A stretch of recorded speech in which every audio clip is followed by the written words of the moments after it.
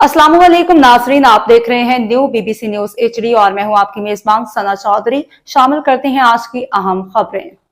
खबर शामिल करते हैं। ज़िला कश्मीर के डिस्ट्रिक्ट रिपोर्टर गुलाम मुस्तफ़ा बंगवार की रिपोर्ट के मुताबिक बंगवार कबीले के चीफ मुकद्दम मीर जमाल खान बंगवार की वफ़ात के बाद इसके बेटे मुकद्दम मेहराब अली बंगवार और एडवोकेट मीर मनसब अली बंगवार ने अपने मुश्तरका बयान में कहा कि ज़िला कश्मीर और कंदकोट में कबीलाई तकरार नासूर बन चुके हैं, जिसकी वजह से यहाँ के लोग हालांकि मासूम बच्चे सेहत और तालीम जैसी बुनियादी सहूलतों से महरूम बन चुके हैं।